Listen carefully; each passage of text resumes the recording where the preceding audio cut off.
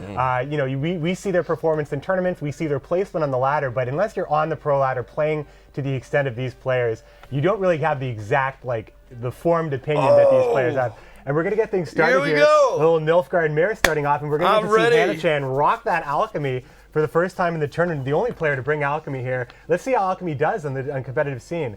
He's holding his hand's not great though. Is this not? This isn't good to have this many ointments and novices. No, it actually is because Alchemy Nilfgaard is an archetype that I'm very familiar with. It was one of the first decks that I built as the patch was released, and I've played quite a lot of games with it in Pro Ladder.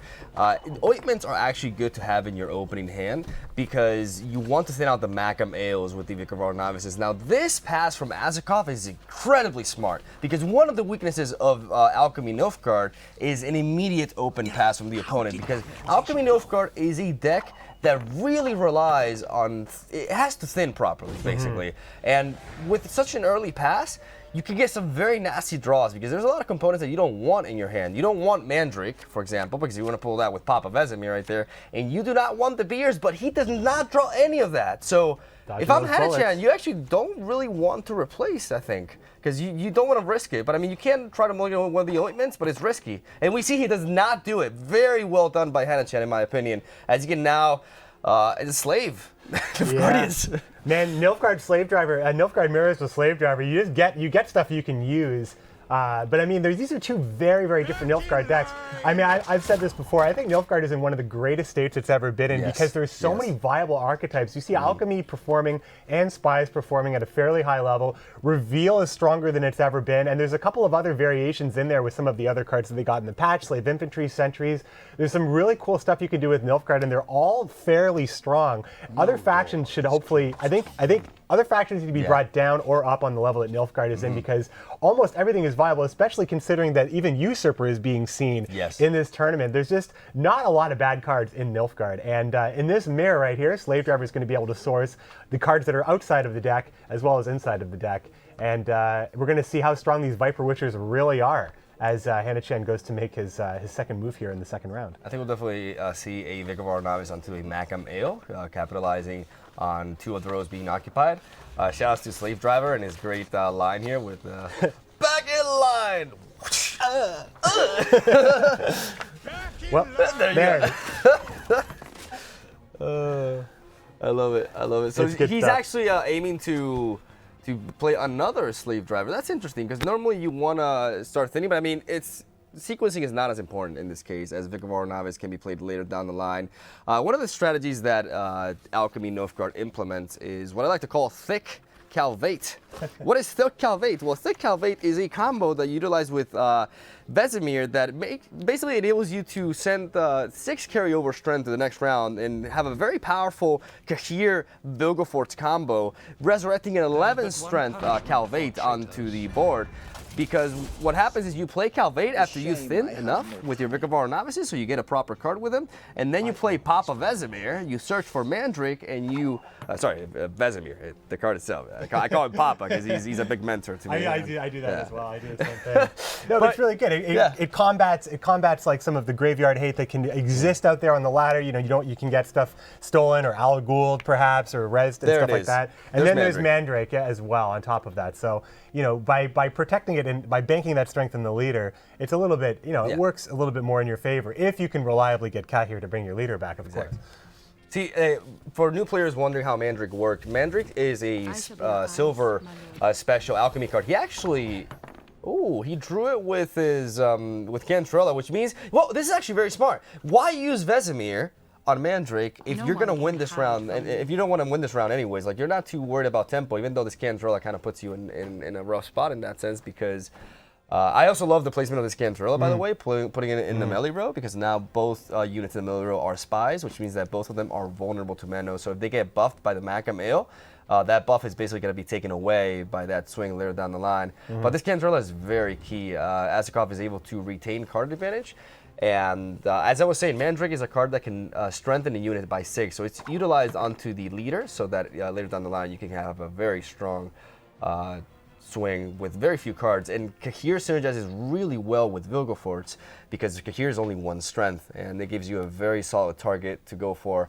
And Vilgo Forge, when you burn a 1-strength unit, provides you with basically a card plus 8 points, which is a very big deal. Yeah, it's not bad. It also removes a little bit of the reliance on having to use a Sira to put Roach back in the deck and things like that. We saw Hanachan had the option to take a Sira there. And, another option, I suppose you have, there's so many ways to navigate this deck. If you wanted to play Mandrake now and put it back in the deck with a Sira so Vesemir can play it later, there's a lot of ways to kind of get through the cards that you want to get through to play them, however you really want to play them. If you have Kahir, if you don't, if you have a Sira, you don't, or Roach, if you don't. So, although Hanachan is not actually running Roach, so that's a non-issue. But it's specifically the Mandrake is more likely to be going on Calvet for that reason of Kahir. Shoutouts to Adzikov's positioning, not only with his own side of the board, but specifically with his placement of spies. Putting those emissaries in the back row, that's no coincidence. He wants that Cantrell to receive potentially all the buffs from Macam Ale. I don't see. This is why I don't think that Swears could have been placed in the melee row to try to increment the odds of him getting the buff from the next incoming Macam Ale from that Vicaron in his hand. Because right now, you guys saw that Cantrella took the 4 points. So that means that Menno has gone up from a 21 play to a 25-point play. And that definitely matters a lot because since both players have played a card advantage spy this round, you kind of want to out-tempo your opponents so you can get an extra card out of them. Now this Enforcer might go ahead and just kill the the Brigade. Well, no, he's going to go for Swears instead. I was thinking about maybe killing the Impera Brigade there, so more buffs go on to Cantarella, so Cantarella is that much better for Menno. But just killing Swears instead looks to be what he wants to do. It's interesting, Hanachan has Swears, which is a great tech against Consume. Adzikov choosing to not bring monsters because of how targetable it is. Nilfgaard has answers, Scoia'tael has answers. In the mirror, you can tech in the answers as well. So, and we saw, of course, what happened JJ versus Colemine, how absolutely shut down it can get. So trying to avoid a deck that has a really bad track record in high-level tournaments is hopefully Adzikov's ticket to victory, but Hanachan is not going to make it easy. Slave Driver enslaving the emissary, taking it out to the other side of the board and buffing the two Impera Brigades while also pulling the Viper School Witcher. Not bad. In case you guys are wondering, Viper School Witcher is a very interesting Nilfgaard bronze, and it's the reason why this archetype is even viable to begin with.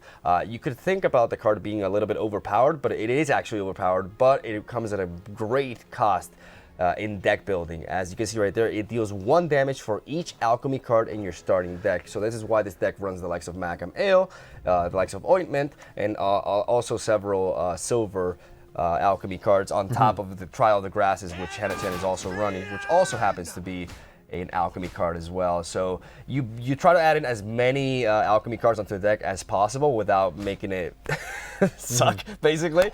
And then you get these insane bronze units that are so good at controlling what the opponent does because they can deal from 9 to 11 damage in most builds. Now 9 is the limit for Hanachan's Viper Witchers, as he's running 3 Ointments, 3 Mahakam Ale, the Dazbog Runestone, the Mandrake, and Trial of the Grasses. Exactly. So it is a 14-point bronze, which is pretty good. That's kind of where you want your bronzes to be.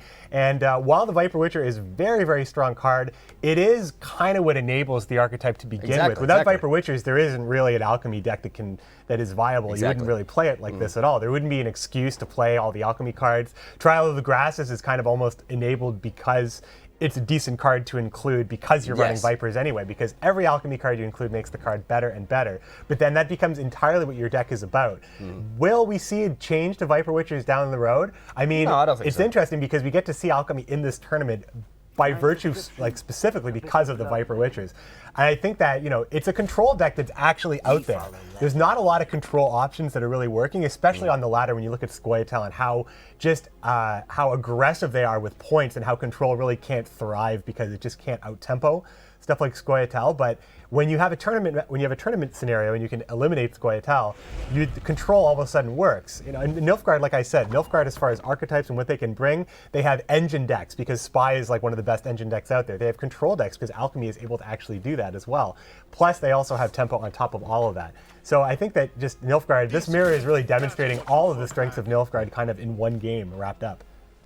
Now, we saw Mandrake being utilized there offensively instead. Hanachan clearly trying to get a strong gap. And there goes another buff to Cantarella, buffing Menno up to a 29-point play. Now, I want to fall back a little bit on what you said earlier. Like, I want to clarify that on paper, the card itself indeed is broken, like Viper Witcher, and Siri Nova is also broken, but they come at a price, and that makes them balanced, is what I was trying to say. Like the card, I don't feel the card is by any means too strong, because I love that the patch introduced cards like these, like Siri Nova and Viper Witcher, that require you to build the deck in a certain way, and then give you the reward of having a very, very powerful card that is above the power level of other cards.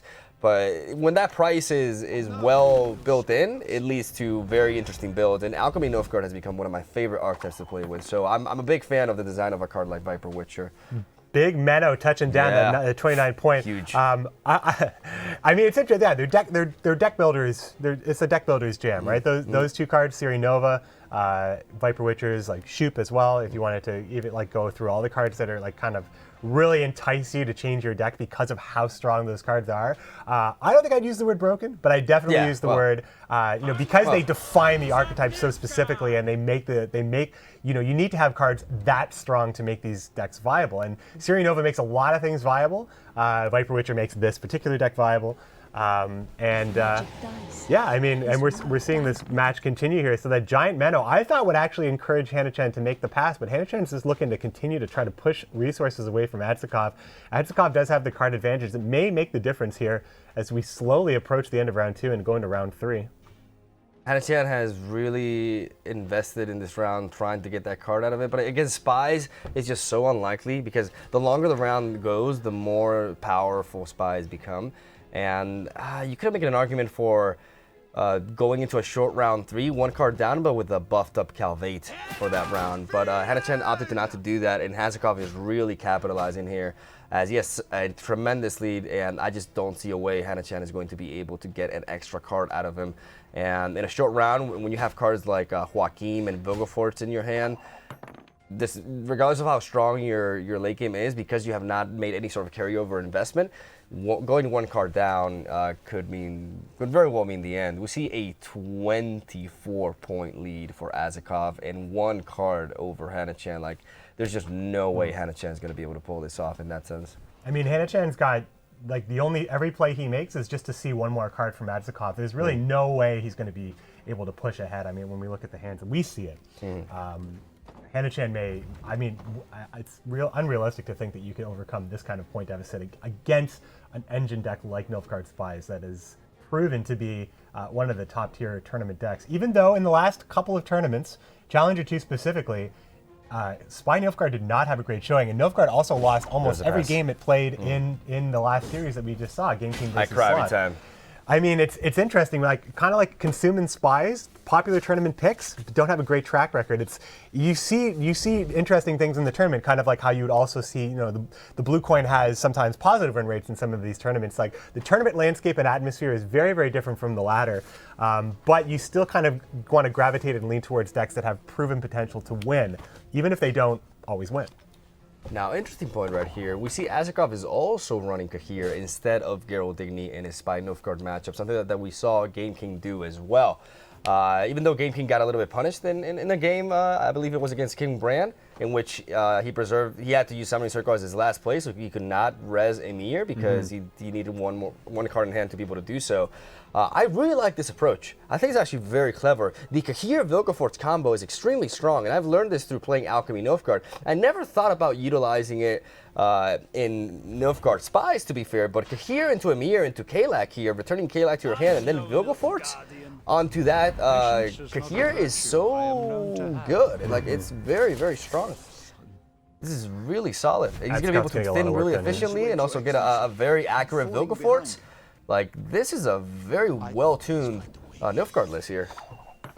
I like that gold inclusion. I think Geralt Digny and Stefan Skellen are very solid options, but I honestly didn't think about Kahir, and I'm liking it. I like this option. I mean, Adzikov bringing something new to the table here, and so far he's been doing great. Like this first game, he's doing everything correct, I believe. I mean, Back in line. Sorry. Gerald Igny's been a really, really popular choice for a lot of deck builders these days because of the prevalence of Siri Nova and how important it is if you can just get that card up. You can isolate, you can neutralize Siri Nova. They play a 25-point. You just neutralize it completely with your 30-point play. So, having Gerald Igny is very, very prevalent in this tournament here. Not in either one of these decks and not in all lineups in this point here. The Viper Witcher comes down. Now we're starting to see those resurrections that Alchemy Nilfgaard is so good at. Hovering over Vilgefortz right here. I guess right now he's played Kahir, he's played Menno, and has he played Rainfarm? I don't think so. If that's the case, he should. No, wait. Rainfarm, does he have?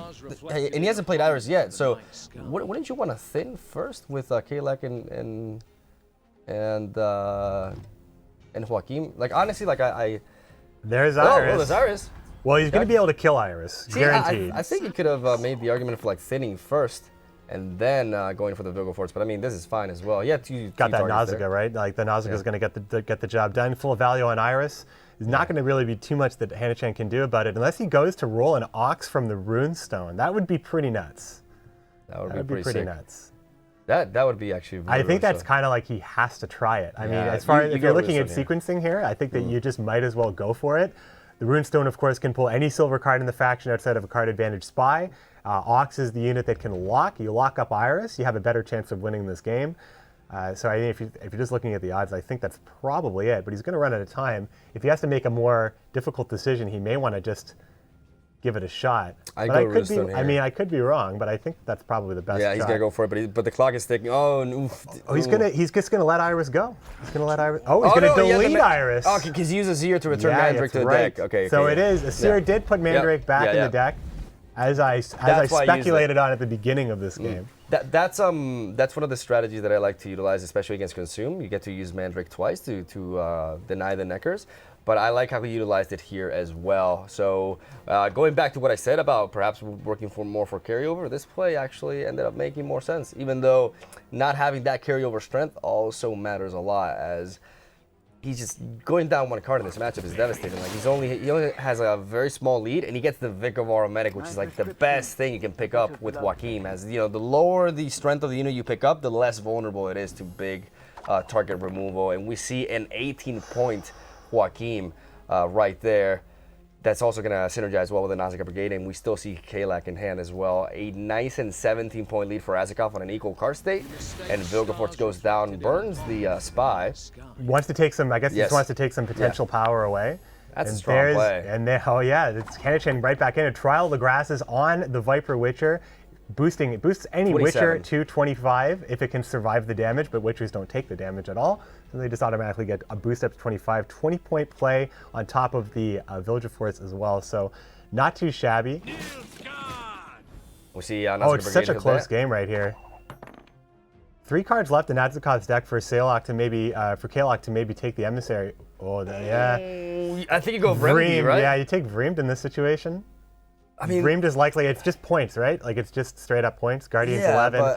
Cynthia is only 7. You just have to go for Vreemd. You got to go for points. You got to go for Vreemd. I mean, can you even see 3 options that are worse than 11, like total points? Yeah, you go Vreemd. You 100% go Vreemd. Yep. Now what's he going to see here? That you have to take the Alba Spearman. So Vreemd becomes a 14-point play. Yeah, that's not going to work. The Alba Pac-Man is the last thing you want here. Alba Spearman,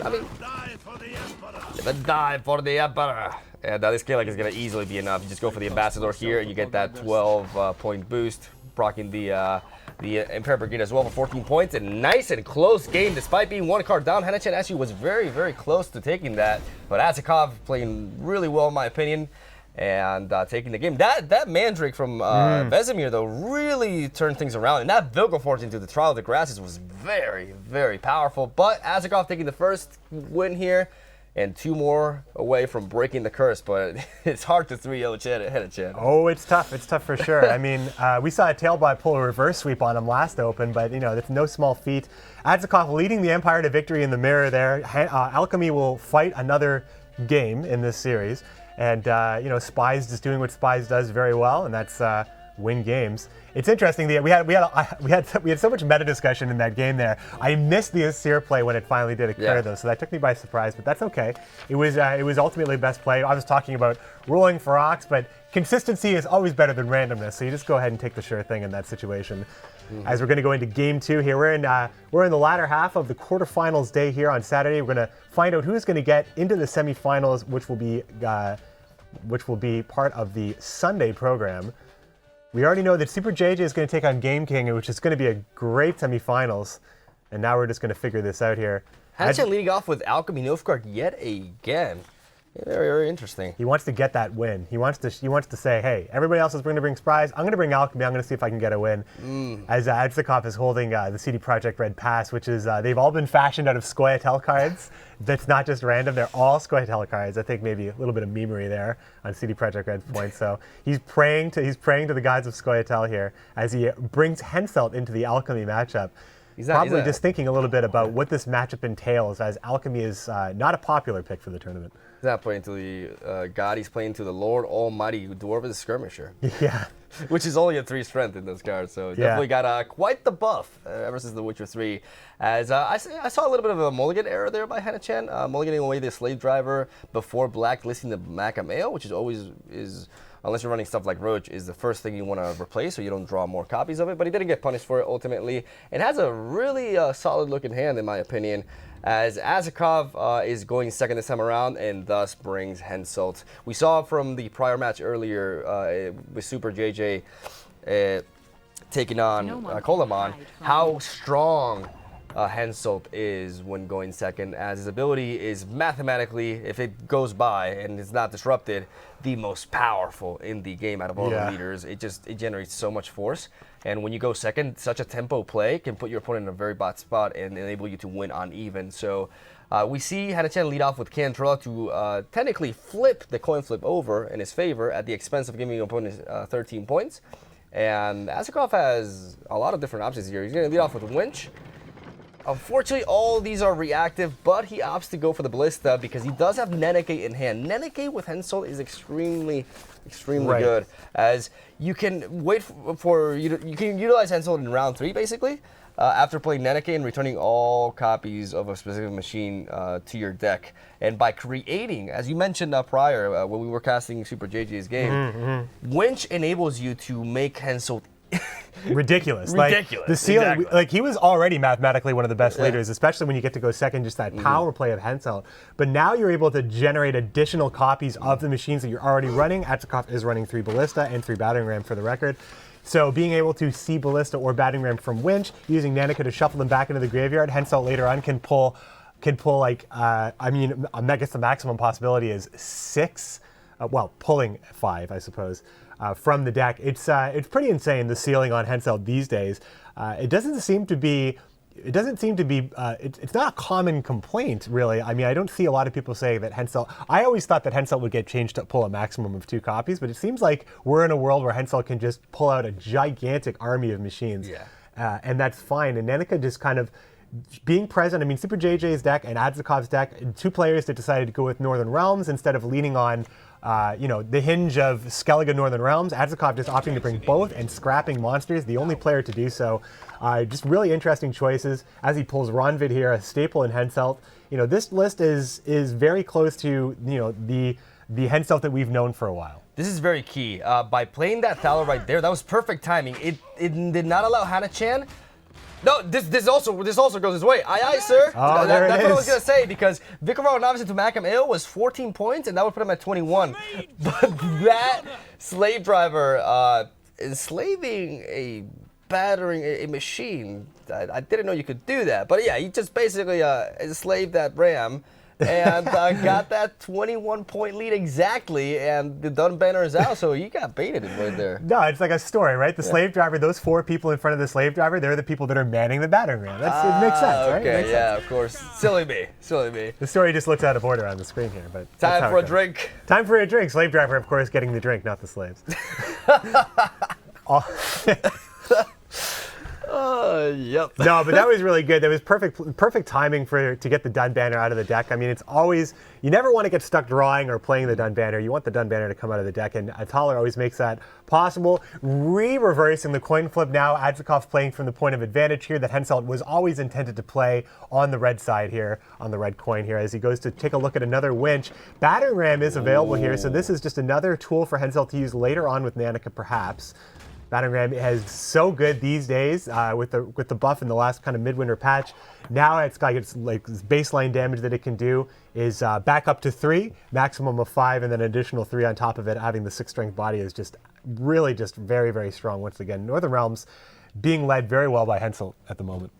Adzikov setting up that ballista right there with the battering ram, hitting the John Calvé, dropping down to 6, and we see not 1, not 2, not 3, not 4, but 5 units sharing the same amount of strength. If Huyahanachan does not spread the strength points with another Vicar of Honor Novice into a Magamale, he is going to take a big hit here. So the solution for this punishment is actually alcohol, but he doesn't go for the alcohol. No alcohol. But it's interesting, right? Because Adzikov has, I believe, only played a ballista from winch, so Huyahanachan isn't entirely sure that ballistas are present here. But then here they come, just showering Huyahanachan's board, man. and that's only going to get nastier with the Siege Master reactivating that deployability. Because really, the ballista 6 strength body is okay, but I mean, machines are all about that deployability. Siege Masters are such a good card for this. Going to be able to bookend those crewmen. Get that deployability off again, and just another nice shelf of 4s, 5 to 4, and just gonna melt Huyahanachan's board. I mean, Huyahanachan only has he's basically on a clock on how much he can really stay into this round here. Now, I mentioned how, technically the right play was to go for the Magamale there, but then that's if you can see the opponent's hand. Yeah, seeing the opponent's hand is a big deal. Exactly.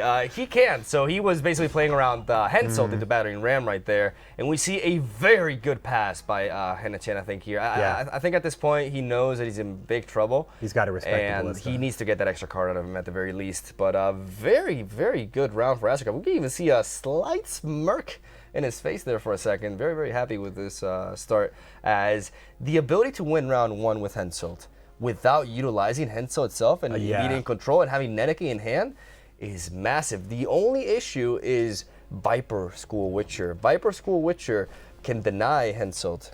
Yeah, just keep knocking out those bodies that Henselt's trying to source for. I mean, yeah, it's going to be either, if Huyahanachan isn't able to, I mean, I don't see why he wouldn't be able to, but if he's not able to kind of control what Henselt is able to do, Adzikov's going to make it rain with those extra ballista that he has on top. He'll be able to, he played that second ballista because he wants Nenneke to shuffle it back in. He should be able to, I believe, source 4. He did generate 2 from winch, and he has 3 in his deck.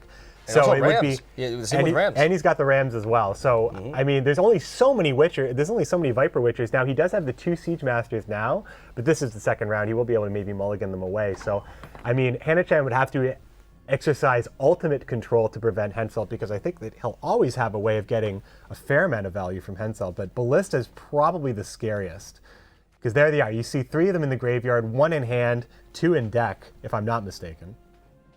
Yeah, one potential approach here could be take a less greedy approach, bait out the Viper School Witcher first, and by preserving 1 ballista on top of Shani in your hand, and then rezzing it again. So he has like several options, several ways to bait these Viper Witchers. But the thing is, and because he's passed, like he knows he has to deal with 3 max, unless he burns one of them with Vilgefortz, because one of them is in the graveyard and the other 2 are in his hand.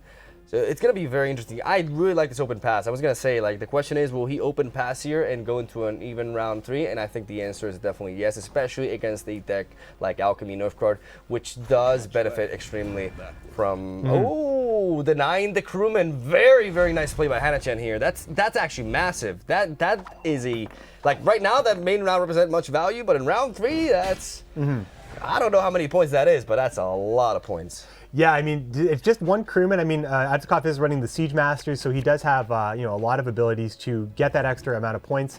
He won't be able to play into Ronvid. He'll have to play his machine first, kind of without any crew support, and then he'll be able to reactivate. He's thinking about the mulligan here, so he has more options for Henselt. Villain Trettenworth is not a bad trade for a Siege Master. You want to put back in the deck anyway. And it's interesting, like, going into a long round versus Alchemy Nilfgaard is fine because Alchemy Nilfgaard is more of a control deck. It's not an engine deck. It doesn't get stronger the longer the round is. It only has a finite amount of times it can really ice you. And I think that while Viper Witchers are incredibly strong and they're going to do a lot of work here to try to stymie what Henseld's able to do, I just don't think there's going to be enough instances of control that's going to stop Henseld completely. Now, I think what you do here is you take a Azir. Because by taking a Azir, you make it so that Vilgefortz takes out Swears.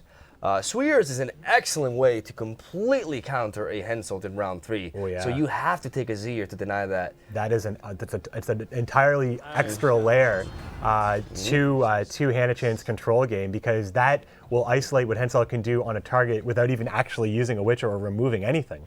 Yep, and that's exactly. And as soon as Huyanachan comes down, that's going to be the play. Mm-hmm. I like that play a lot. Swears is extremely, like, the reason I love Swears is not only is it good against Consume, people think it's just an anti-Consume card. No, it's great against Hensel, it's really solid against Dwarves even by really messing up with the Agitator synergy. It's just an excellent unit that, you know, you're sacrificing a little bit of tempo with it, as 9 strength nowadays is very, rather pathetic for a silver. Nice.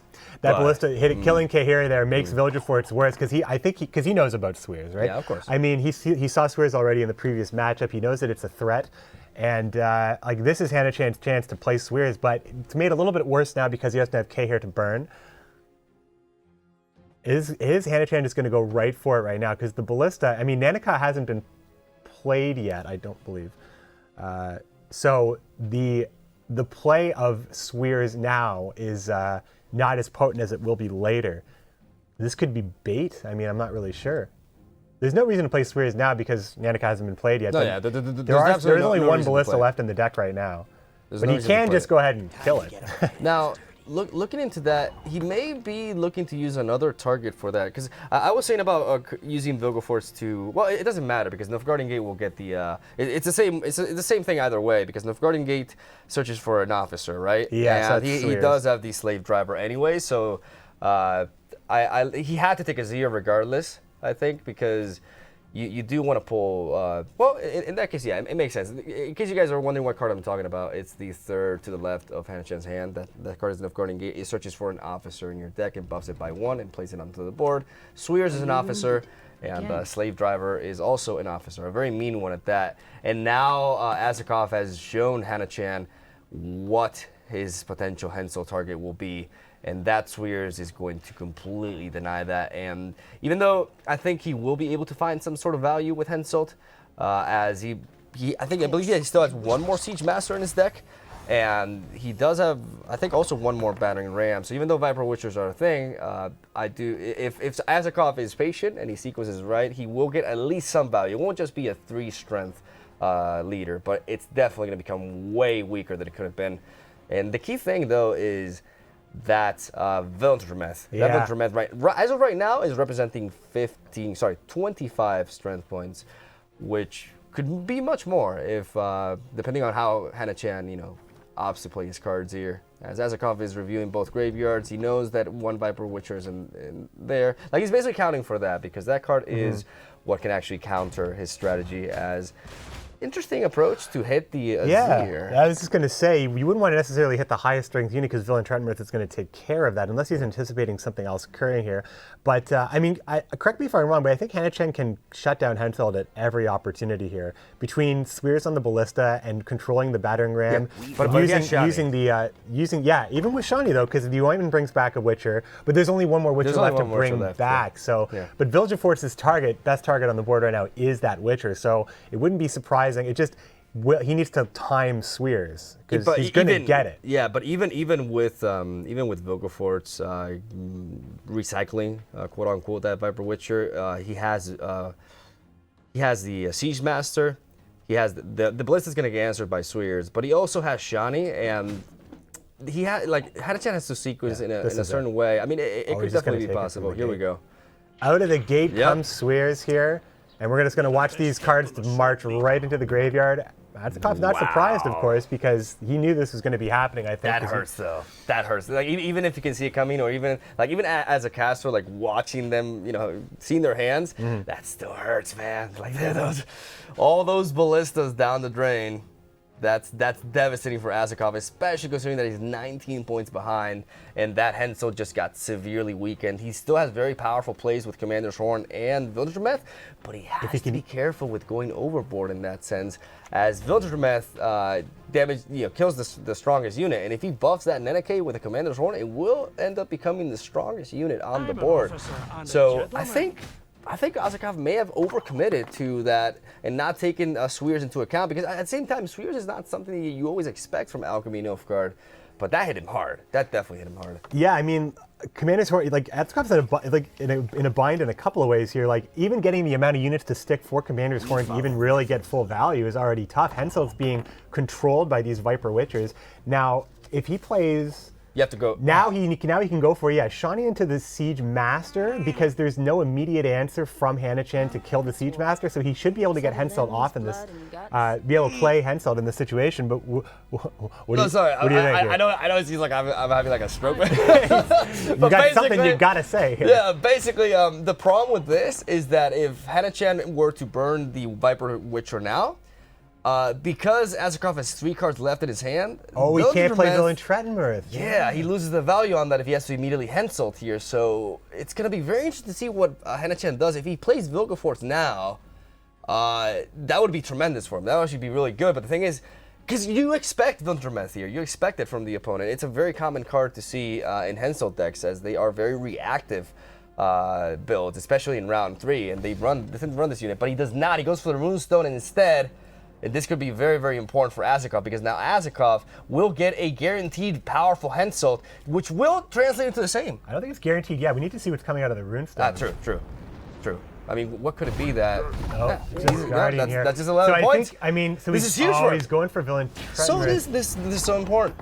It's interesting, because how is Commander's Horn really going to be utilized here? Oh, you're gonna play like 2 Siege Masters, so you can just play the Henselt, like focus on the back row, and you don't even have to buff Neneke. Well, yeah, because Villager Force wasn't played last turn. That's the thing, yeah. Exactly. That's the key point of this game. Adzikov is afforded here. I mean, like, Huyahanachan could have gone ahead and gone to play Villager Force to burn the Viper Witcher, and then do the Runestone later, because the Runestone just appeared to be kind of like a throwaway play. Like, I'm going to play this card, see what I can get out of it. Yep.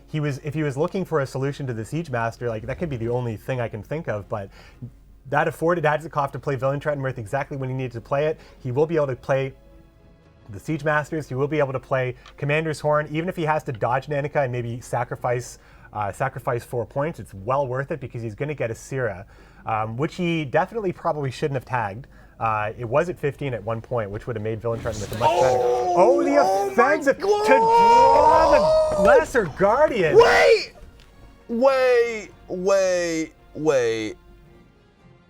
This changes everything. Unexpected, but very good. The play here with Guardian putting the crappy card on top of the deck, knowing that Villager Force was just making Henselt dead, making Commander's Horn difficult to play. Huyahanachan, what a play right here. Oh my God. Count the IQ right here. Can you even count that high? 7 million. Very, very, very good play right here. And now we see a chain. I believe he has one more. Does he have one more Vic of Our Novice? Or... yeah, he goes for Vic of Novice, and now can go, for example, for a there's so many things he can do. Oh my lord, that Vilgefortz. Now, Guardian has changed since the last time we've had a tournament, of course, putting the card on. Oh, this ram, dude. Slave Driver just saying what we're all thinking right here, as Adzikov is going to get bullied here by Alchemy. Wait, but let's count here, because this Bork is 12 points. So 12, 18, 38. He's got him. He's still got him. No. Now, why wouldn't Adzikov? No. It's not 20. It's not 20. Adzikov made a mistake here. He sees it. He's leaning back here. There's no reason for him to not play into the siege row here. Oh! A little throw there. A little throw from Adzikov. He sees it. 60. Oh, he's going to beat himself up a little bit here. He could have tied. He could have literally tied. Wow. That is monumentally disappointing. Adzikov just didn't put the unit. He lost out on an extra buff. Commander's Horn, just as a recap, just for everybody watching, your Commander's Horn buffs the row. Yeah. Maximum of 5 units. Adzikov had no reason to not set up as many units as possible for Commander's Horn. He's not too happy about that one there, and he shouldn't be. That Guardian The Guardian play was so good. Beautiful. It was beautiful. How did I not see that? Oh my lord, that was so Well, we were good. so focused on the lines we were seeing, but exactly. Hanachan's on a different level, right? Yeah, oh my god. He's playing the 4D chess, Magua.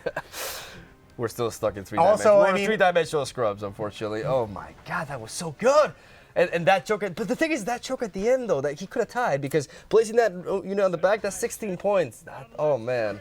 So Adzikov's main thing right now is not to get too tilted about it. Yeah, exactly. And that is difficult. That is to be on this stage and to come back from a mistake like that is what he has to do. There's no option here. So just take control of the things you have control of at this point and try your best. Hanachan is in a good position here. He got the win with Alchemy, which is good. And that play with the Guardian, now Guardian was changed on deploy, now puts the Guardian on top of the deck. Previously, in many, many patches before, the Guardians had a death rattle effect that put the bad cards on top of the deck. Hanachan just put that bad card up, said Village Forts, that's fine. You want to draw 6 strength bronze? Not too concerned about that. And then Adzikov just placed it in the wrong spot. And now we are tied at 1 on game 3 here, on the latter half of the quarterfinals here. As Hanachan leads off here in the Bran Mirror. We've seen a lot of different variations of Bran here, but we're seeing very similar decks here. I have access to the list. So there's two differences. There's only two differences between these two decks. Both have Serenova as a win condition and basically have a very nearly identical structure.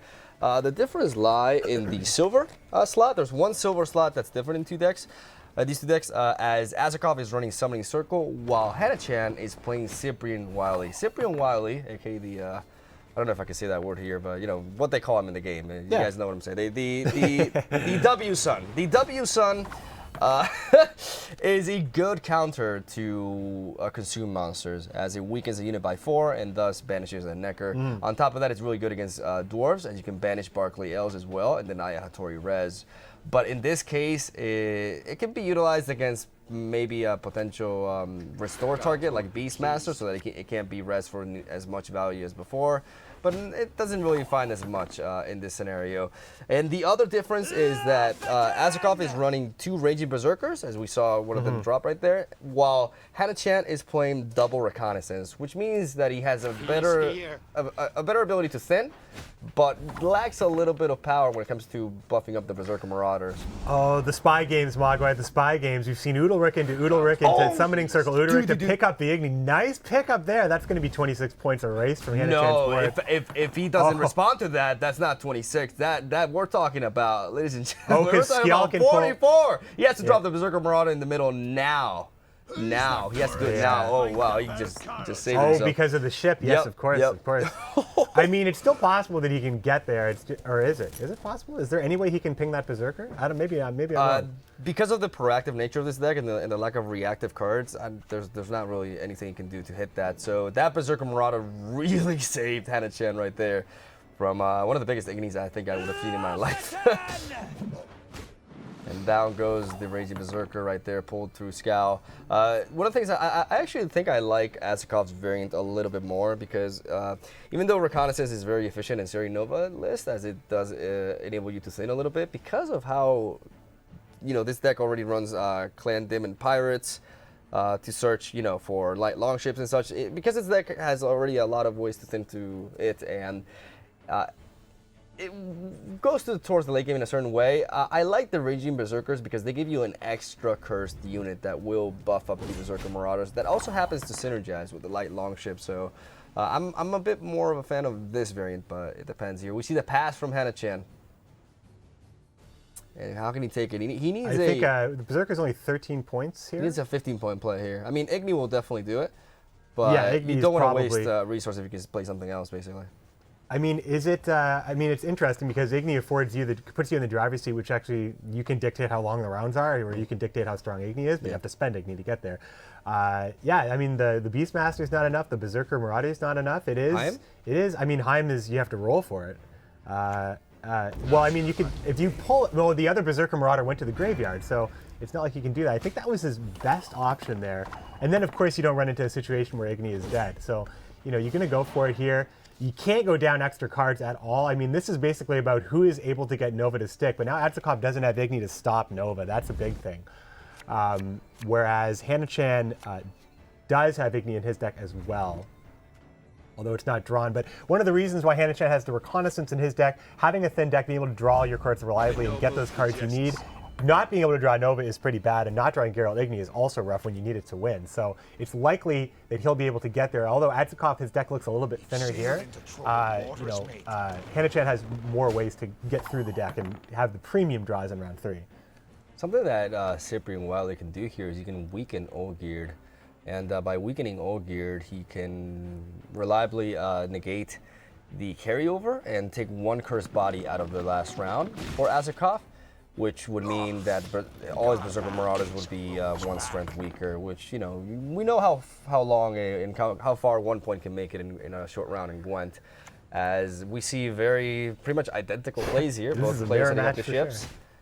Sure. Go in sailing, and I would like to call these masochist ships because they hit stuff. No, they're sadists. They like to do the inflicting of pain. They like it. They get benefits from it. I finally it's really understand. it's the rest of the crew that are the masochists because they keep the captains and the corsairs. They keep captaining these ships that just do nothing but hurt them. They're in an abusive relationship, I think, Skellige. I think it's the you know what they say about the island. They like it rough, I guess. Down on the island, that's the way things go. So, I mean, this is, you're going to see a lot of similar plays here in a mirror match that's really this tight. But I mean, we're talking about Cyprian Wiley, which we can call him Junior. I suppose that's the either way we can better call than him by his W other son, name. for sure. Who son? Yeah, exactly. And it's interesting because Huyahanachan, like JJ, obviously showed that teching against consume can just uppercut your opponent, but Huyahanachan has a lot of anti-consume tech as well, which is Swears being involved in alchemy already is what he wants. Now, he got a lot of value out of Swears there. I mean, it is to say that maybe it was Adzikov's game to lose in the last match, but Swears definitely did a lot of work for Huyahanachan here. So strong. That's huge. Huyahanachan's going to have a hard time getting ahead of this one. Oof, what a disparity of points. Oh my god, that was... Okay, so that was 13, 17, 20, 25 point time there. Not bad. 25-point gold is the upper echelon of gold right there. It's a Serie Nova. It's a Serie Nova, dispersed among 4 units. Like, that's Omega Serie Nova. Here we go, double ship procking there, and Huyahanachan is behind. So this is Adzikov's chance to get that card back, or he can opt to keep on pushing, and I think he's debating that right now. He does have Coral in hand, while Huyahanachan does not, which means that he can take all that value that ship generated away in one play. And the longer this round goes, the stronger Coral will be. He has Berserker Marauders, which are looking to represent more and more value here. Yeah. And even though he uses Grifa, he pulled it with Heim, which means he has the ability to utilize her again in the next round. Or he's going to use her. I mean, I think Adzikov might be just going for the push as just to get. Yeah. He wants to get an extremely. Now we know that Huyahanachan has Berserker Marauders in the graveyard, so he can get those out with the long round is in his favor as well because of the Priestess of Freya. Yeah. But no, range. Why not play Corsair? The Corsair has no target. He's gonna play the bear there. Of course. I thought for a second that he was not gonna play. It's like one of the mistakes that you can afford with this type of deck is miss out on that ship hitting something for one turn and damaging it. As the reason why you always want something to be damaged here is because of the Berserker Marauders. Berserker Marauders not only get buffed by every single cursed unit on the board, but also by every damaged one. So you want to damage as many units as possible so they can get angrier and angrier and become stronger. Just so angry. Mm-hmm. There's Olgierd. That's the play you were talking about before. Cyprian Wiley denying Olgierd in round 3. But Adzikov is looking to just pour on the points here. Berserker Marauder is pretty darn good right now, and Freya does have the other Berserker Marauder in the graveyard thanks to Udalric in round 1. I did put it there. So he's able to play 2 Berserker Marauders, and he is also able to play Coral to basically erase one of these ships completely. So that Corsair, if I'm not mistaken, the Corsair in Huyahanachan's hand is dead. It is just going to be a 3-point bronze. So, which means that Huyahanachan would have to spend some significant resources to take this round. 19-point Berserker Marauder as the ships keep ticking. Huge disparity in points, almost 40-point difference here. Huyahanachan's going to Adzikov's ideal situation is Hanachan forced to play Sirinova to take this round, and I think that's probably what he's going for. Hanachan forced to play this Grifa Scowl Berserker Marauder chain right there, as he's able to push, I believe, almost 30 points with that play. Yeah, like we're talking about a total of 23-26.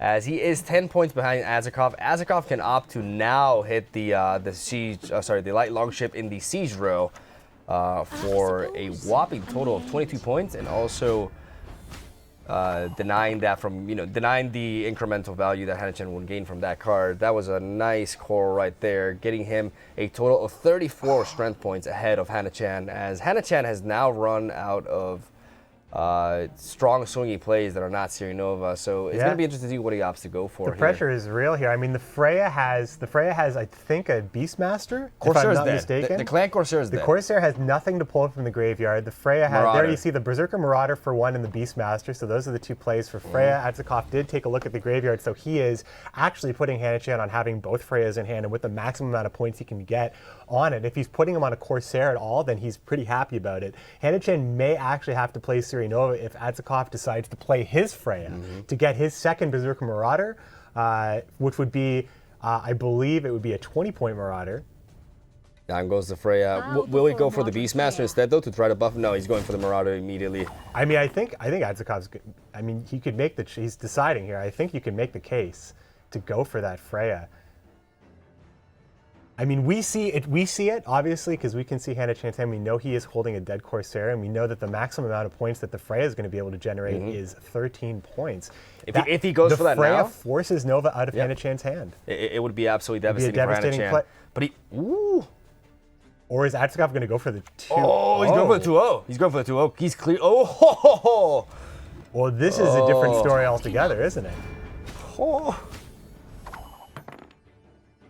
This is the cojones. Sorry, that was a bad Spanish word, but I had to say it there. That's a ballsy play. Yeah. That's a great Adzikov play. playing the Freya here is the 2-0. Yep. That's he's got him. That's going to do it. He's got him. Titanic right there. The 20-point. That's it. That's it. That's all. Adzikov with the aggro, going to just go face. Wow. Send Hanachan packing this round and putting Adzikov on match point, one win away from breaking the curse. Mogwai, are you excited? I'm excited. Dude, I've been saying it ever since I arrived in Warsaw. I've been telling everybody I really want Adzikov to win because I think he deserves it. He's been the #1 player in the pro ladder 2 seasons in a row. A lot of people who criticize this player have no idea how difficult it is to maintain that position. Yes, pro ladder encourages you to grind a lot, and certain players can't grind as much, and that's like the argument some people put. You know, the ladder's not the same as tournament, but they take way too much credit from this man. He's so good. He has defeated opponents again and again. And I wanted to break the curse, but at the same time, I also want Hanachan to do well. So it's exciting. It's exciting. It's a very intense matchup. We're obviously following Adzikov's narrative here. Absolutely, in no way are we taking anything away from Hanachan. Of course. And there's really no bias here. I mean, we're following the narrative. Obviously, a lot of people talk about this, talk about Adzikov's tournament performance, but that's not to take away from Hanachan's tournament performance, which is exemplary. Honestly, he gets here. He gets to every open. He's been at every open, Hanachan, just like Super JJ. He's here for a reason. I mean, Adzikov obviously makes it to tournaments as well. Both of these players are highly skilled. The best player will win. Yeah. But I want to clarify that I said that before I knew the matchups. I just wanted him to do well because I think he deserves it. But it's not like I also want Hanachan to do great. Like it's not like I just wanted to clarify that. But I'm just happy that Adzikov is performing well. Even though Hanachan is one of my favorite players to watch. I mean, except for the Hensel game, of course. There is that one little hiccup that actually could be the sad tragic story of Adzikov. He still has to win with his deck. Like we've seen it before, Conquest format. Like being 2-1 doesn't mean that much if you can't get that last win. Like JJ was 1-2, and then just beat Consume Monsters twice immediately, and took that title. So it's far. I'm just happy that he's performing well. Basically, is what I want to say. As we see an immediate coral onto the Ronvid, very well done by Hanachan, denying that crewman value from the start. In this matchup, that's exactly what you want your coral to do. Yeah. Just one final point about the tournament. You can't go wrong with these 8 players. They're all great players. I mean, there's no sad outcome to any of this because a great player is going to get there no matter what. however they get there, whatever means they get there, whatever speed bumps or hiccups they go through, they're going to get there. And we're going to find out very soon which one of these players will be going to the semifinals tomorrow. As Adzikov's going to go ahead and just play that, he's gonna stimulate the sir muscles here with Thaler. There's nothing Huyahanachan can do about that at this point. He's already above the threshold. He was also really, he was fishing for that Geralt Digny as well there, because that's the perfect timing for Thaler too, as the ship is going to proc and hit Coral and go up to 13, but unfortunately he does not find Geralt Digny, so he does not have the potential to do that play. Regardless, we see... Could be a bluff though. I mean, maybe he wants Huyahanachan to think that Igni's a possibility here. Maybe. I mean, Huyahanachan can answer this with Heim, but instead opts to go for the... I mean, if he plays the ship, he's kind of playing around the non-existent Igni? Or is that, yeah, because he's playing around the Igni. That's why he's doing this. That's why he's doing it. Oh, the bluff. Learn to arms. I mean, there's not really a disadvantage of playing your second engine piece in a round one that you definitely want to win. So it's probably just fine either way for Huyahanachan. But Adzikov's just fine getting getting the done banner out of the deck, being able to play Thaler at a fair price, obviously. And now John Natalis is going to come down, probably grabbing the third winch that we don't see to start to get some machines out here. Now, there's no worry about Swears. This isn't a control matchup. This is Adzikov on the red coin. He's going to be able to play Hensel with a little bit more flexibility and reliability. I would say that Adzikov is in a pretty good position considering he's playing Hensel on the red coin. Oh, definitely. I mean, it's one of the best leaders out there for this particular scenario, and we did see Hensel be one of the most dominant choices in the recent Challenger, as he perhaps had one of the highest win rates, I believe. So definitely a very, very strong leader that shines in this kind of environment more so than on the ladder, as we see a John Natalis onto Winch, pulling out that battering ram and distributing those rows well, generating that strength, as we see Kring Brand going for the double Raider plus O-geared discard, getting Huyahanachan a total of 19 points above Adzikov right there, as double ships are proccing, and Adzikov is really, I think he's doing a combination of thinking and dabbing a little bit, dancing. I think he's in the zone. I think Adzikov's in the zone. He's feeling it. There's life coach mode, and then there's Adzikov mode. This is the opposite of tunnel vision. This is I like Adzikov mode. It's the nice to Adzikov watch. zone. I mean, I think it's funny because as far as what the players can hear right now, I know that there's it's like a crackling fire white noise going on in the earbuds, but if there's in-game music as well, I mean, I'm dancing now myself. Just jam into that Skellige theme right here. Oh, he's gonna get one of my favorite cards just because I. Oh, if only I had an Igni. I know. I'm coming all the way from closed beta. I've always enjoyed the aesthetics and the feeling of playing reinforced trebuchet in a long round. So yeah, getting reinforced trebuchet, seeing it in tournaments, just due to the fact of Winch generating that is a-okay with me. Very interesting scenario here. The fact that he wasn't able to get Igni, though, is definitely unfortunate, but it's also something that he can utilize. If Adzikov does get last say, Igni is the premier counter to Ciri Nova, as it will destroy her and also provide you with 5 more strength. So it's basically like if you play Ciri Nova, your Igni is worth 30 points, so it's going to beat it. It's going to provide you with more power. And it's very key for him to have it, as we do see the pass. Right? He has to pass because if Igni is in Adzikov's hand, it's just that knocks him out of the round already. So now it forces Adzikov to play a card here, but and then he'd have to deal with the old-geared carryover on top of that. So he would have to play in. He would have to play in. He wouldn't be able to do the open pass. That's a powerful resource he utilized there. Yeah, that's true. Yeah, you can't put it back in the deck like you used to be able to with Nanika. So, but maybe Commander's Horn, you just like, you know what? Commander's Horn left a sour taste in Adzikov's mouth from the second game. Maybe he just didn't want to see it anymore. You can't misplay with it anymore. You can't misplay it if it's not in your hand. We smart, right? Top tier analysis. We see the mulligan onto the spy. You don't really want to hold on to a spy if you lose round 1, especially if your opponent has played his own Thaler. You want to make your hand as, you want your hand to generate points positively, not negatively. As there, I mean, you can always search it for. Talk about expert analysis, man. Yeah, very well I'm on fire today. He could also search it with him, because it is a cursed unit. or Scowl can pull it randomly as well. So there's no reason for him to get that card right there. Now, realistically here, do you think Adzikov is in a position to actually get ahead of Huyahanachan here? Because he can't just he can open pass.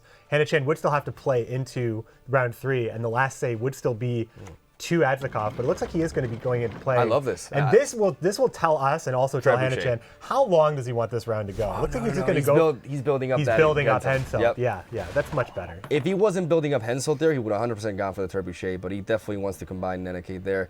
Neneke is so useful with Henselt. Sailed into troubled waters, mate. And the difference in this particular matchup is that because of how this Skellige deck is focused on your side of the board and how very few reactive cards they have, unlike the Alchemy Nilfgaard matchup, in this case, Huyahanachan doesn't really have any way to disrupt the Henselt, so Adzikov can build into it, and if he manages to get ahead here and even get one extra card out of him, even without that, like if he manages to set up the proper round and get that nasty Henselt, it could be overwhelming for Huyahanachan. Yeah, I mean, Adzikov can be. Adzikov is. This is interesting. I was wondering about this because he has the Siege Master to heal the machines. Is it not okay to go ahead and summoning circle the ship? I like this. It brings down your battering ram, which he was thinking about already playing Siege Master on it anyway, which would heal it up. I mean, you could go either way. He was considering it. It's a fair consideration. He's going to go ahead and not damage. Well, you just leave the ship kind of stranded out there at sea. 3 points. He took 3 points away from Berserker Marauder with that play. I like it. I like it. Definitely worth it. Getting 3 points ahead of Huyahanachan as well. As we see Beastmaster spawn a bear right next to the ship. But that definitely takes a lot of power. Like 3 points on Berserker Marauder. It may not seem like much, but it definitely can go a long way. As Adzikov, continues dancing and thinking, calculating, as he's looking over the Ballista right there. I think he's definitely setting up let's take a look at the graveyard. He will be setting up a Battering Ram Henselt. Yeah, definitely. Unfortunately, he has no way to. Well, it doesn't really matter. I mean, he can set up multiple, actually. He can drop. Like, the beautiful thing about that Neneke is that he can also target the Ballista. Like, he has a lot of freedom here, especially considering the matchup. Like, that's the weakness with the Skellige build, particularly, is that you just can't really stop what your opponent does. You can't disrupt their game plan. And when your game plan is so strong in the late game, because you have no way of disrupting it, it becomes devastating, really. Like it's going to be devastating. That Henselt will be devastating. I think Adzikov's in a good position here. Just knowing that he's going to be able to go into round 3 with Huyahanachan acting first. That's already in Adzikov's favor because he's holding Geralt Igni, which is the solution to Ciri Nova. On top of that, he's got potentially a disgusting Henselt play in just the machine, just making it rain machine, Ballista or Battering Ram, however it goes down. I believe the Winch was creating mostly Ballista, but I also could be remembering the previous game in which we saw Henselt. So I believe Alzir's Double Cross pulls either Ballista or Battering Ram or Siege Master because Neneke and Ronvet have already been played. Thaler has also already been played. So that puts us at 6 for the Alzir's Double Cross. But what it pulls is uncertain. Hovering over it right now. And there it goes. Be the Another Ballista. Again, he can definitely afford to do this, as Neneke will just enable him to opt to go for whichever one he desires, as Neneke does have a cap of 3, and he does have Shani in hand as well. So he can adjust to the round and decide which one of the 2 machines he wants to Henselt. And as you stated prior, like the fact that he can get an extremely powerful Henselt with 1 more bronze card than you would normally see, and the fact that he can answer that Ciri Nova with Geralt Igni as he does have last say. But just Adzikov must be feeling really good right now, honestly. I wonder how Geralt Igni is going to play out from Huyahanachan's side because Henselt likes to stack rows. Crewmen, of course, make that very desirable for Henselt. So stacking row without any sort of staggering, just got to be really careful, Adzikov, with against Geralt Igni because you are going to probably get Huyahanachan's likely going to get value out of Igni, even in a short round because Henselt's going to create so many points on a row. Uldric? Oh no! Oh, okay. Proactive. Uldric already occurred. He dropped time right there. In so many Brand games. Brand as far as like I think Skellige, as far as this tournament, Skellige listed to have the least variation between every player, and every player brought Brand, and they all brought Nova Brands. So, I'm not sure if that's actually correct. I think we'll see in the final matchup of Shaggy and Shamel. I believe there is a non-Brand, but we'll wait to see that one. Adzikov There's a is pass. finally done. So he's seeing his line here. He's got Nanika to put the machines back in. He's got Shani for extra points or insurance in case something goes wrong there. Ig needs to solve a Siri Nova, summoning circle wherever it's best, and then finally Hensel for the big play. Here we go, ladies and gentlemen. This is the final round of the fourth matchup out of these two players. Adzikov currently with a 2-1 lead over Huyahanachan. If Adzikov manages to win this game, he will have finally broken the curse of losing in the first round of every single Gwent tournament he's participated in, and that would be massive for him. I think it's definitely it's very big here as he's hovering over the graveyard and looking at his options. He has double ballista, double battering ram, so he can opt to go for work, whichever one he desires. And we also see a Siege Master in his hand as well, providing him with a crewman, which can be very important too. He could even utilize Shani onto the Siege Master as well if he wants to. Yeah, that's probably one of the best ones you can do. You could also res the Trebuchet now, I suppose, if you really wanted to do that in a long round. But that's not good for Ballista. You don't want to have too much staggering going on. No. Yeah, I like this a lot. Yeah, no. I take that back. He needs Shani for the machine. He doesn't have any of the machines in his hand. This is great. This is excellent use of Neneke. He has decided which one he wants to go for. That is the battering ram. He acknowledges that because of the matchup, the opponent is most likely not going to be able to answer this. And he's also returned 2 done banners to his deck. So if Huyahanachan there it is. We're going to see them right now. There it is. Oh, wow. No, it was good. I mean, Siri Nova alone was likely going to be enough to pull it out anyway. But being able to get them right away is also fine for Adzikov. I think that's the best Neneke I've ever seen. It's interesting because 18 points plus enabling Henselt. That's I don't think I've ever seen such a good Neneke right there. That was so good. Shani's gonna go down. Sure. Yeah, I mean, 18-point Neneke is not the nice bad. gal she is, gonna take that battering ram out of the graveyard and gonna hit. I would assume that the Corsair and the Ogier to deny the Berserker Marauder value. Yeah, there exactly. we go. You want to take as many damaged recurse units off the board as that Priestess of it's Freya happening. is looking at it. Oh, it looks like he's just not. Well, the ship's going to kill Skjall. Yeah, so. he needs to set up the other battering rams as well. That's the thing. He needs to make sure that his battering rams can chain properly. Yeah. Good point. Oh boy, this is looking really good for Adzikov. And then Sigrifa and the Freyas are going to be battering ram targets as well. Wow, I just a lot of I've seen obviously a lot of people support this player and really respect him, but also I'm others have criticized him, right? And I've always said Adzikov is a phenomenal player, and this Hensel execution right here is really solid. Obviously capitalizing very well on this matchup.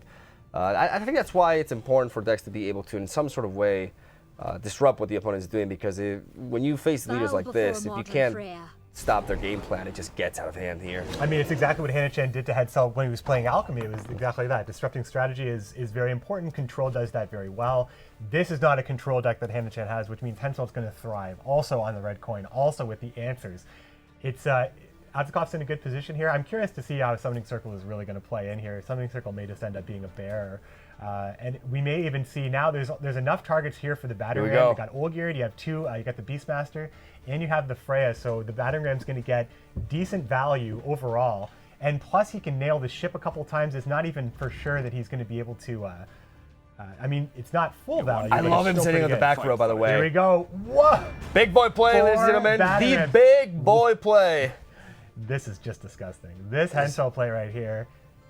This is so strong. 1 battering ram. 2 battering ram. And that third one's going to get the extra value, hitting the ship in the process. Look at that. No, wait. There's one more. There's still one more, guys. It's not over yet. Oh, Adzikov, very pleased. And as he should be. That's a lot of battering rams. 36! And Nanika protects the row from Igni. Exactly, that's what I was saying. That's why I really like that positioning right there. Because you have to be careful into playing into Igni, but having that 10 body protect all that line of 6s is super key right there. Wow, Adzikov with a 36-point lead. Both players in an equal card state. He will be able to answer Siri Nova. That Summoning Circle, honestly, that Summoning Circle could be like a dead first line for all I care. He has too much power at this point. He's too strong. Well, and this is just going to be the Summoning Circle is going to be the answer here, right? Oh, I mean, exactly. This is what he has been waiting for. This is how he ensures that he's still able to destroy Siri Nova with Geralt Igni. Denied right here. Probably Yeah, just go for the Siege Master just to re-trigger, get the bookend with between Henselt to get the full damage. Well, you can't really apply the 5 anywhere here, but you go for the 4-3. I think you, if I'm mistaken, isn't the rogue gonna fill up? Oh, never mind. Yeah. Nope. Now with that Igni, never mind. You would have been right though, because there is a 9. Oh my God, this Igni's gonna be glorious. Yeah. In Now one playing turn from the now. Siege Master up here is totally fine. Siege Master, the batting ram doesn't get full you value hit from the having scout double or the crewman Igni. anyway. Yeah. So you go ahead and just take the 4 Well, damage. you hit the max. scout in this curse. All right. Yeah. Well, you kill Skull. Yeah. Absolutely. And yeah, That perfect. that's fine. No future wounded unit there because you're just removing the buff. Adzikov's probably feeling pretty good at this point. The Siege Master is still pretty good as well. It We're seems. just watching it play out here at this point. There's Ciri Nova. Here comes Geralt Igni, likely. Geralt burning Ciri. Gonna feels get this bad, over man. with. What? Oh my God, the Let's curse! just- The let's- curse has been broken. You can see Adzikov right there He's with the loosening side up. overleaf. Oh, he's pumped. This is a long time coming. He's struggled so much, and Adzikov will obtain his first ever victory in an official Gwent tournament by defeating Huyahanachan 3-1 and advancing to the semifinals. Get your tweets ready, my friends. Adzikov is going to advance out of the quarterfinals for the first time in 6 tournaments that he has participated in. He's an excellent player. He gets to these tournaments. He stays on top of the ladder, and he has a chance now to make it to Gwent Challenger. He now is going to be in the semifinals. An excellent play, an excellent series, really, all together. There is one little hiccup there from Adzikov, but it didn't really matter, as it ended up that Henselt was what was going to carry him to victory in that final game, Game 4. We got to see a lot of stuff. In that matchup. Huyahanachan bringing Alchemy as opposed to Nilfgaard Spies. Adzikov opting to not bring Consume and instead going with Skellige and Northern Realms to go with his Nilfgaard and Squayatel. I mean, it was a really great series, a lot of variation there. What do you think, man? It was good. I'm just, like I said, I'm so happy for him. I love Huyahanachan as a player. I've said Great it multiple times. Yeah. He's one of my favorite competitors actually to watch. But Adzikov, this has been such a long time coming for him, and he performed extremely well today, and finally got that win, and will be advancing to the semifinals. And it's just you got to be persistent, man. That's it. And, excellent games. Now we're going to see how Adzikov has to feel about it. Palberge is standing by with the winner of the match. Take it away, my friend. Holy moly, I'm here with Adzikov. Man, you broke the curse, finally. Finally, you made it to the semis. How do you feel, man? Yeah, it's great. It's great. I don't know what to say, really. Like, I just, first time, like, excluded that game when I just threw the game. It was tie, right? It was tie. I stayed in good mood, and I think it was, like, most important for me. Most important question, what were you listening to? Was it a crazy mixtape? You were kind of in the mood, you were kind of in a really good humory mood, like you were listening to some really awesome music. Like what was it? Were you playing some track in your head or something like that? Yeah, like it's always, not always, like today, more likely. Yeah, it was, even if I lost when I threw the game, it was like, okay, stay focused, just nothing happened, it's 1-1, just win. Last question, who would you rather face against, Shaggy or Smell? I prefer to play against Schmel because my lineup is really close to Shaggy's lineup, so there will be like many mirrors, so no one like mirrors in Gwent, so I'm just want to play Schmel, but I think Shaggy is favored in that matchup, so it's gonna be hard to avoid Shaggy. All right, man, thank you once again and good luck tomorrow.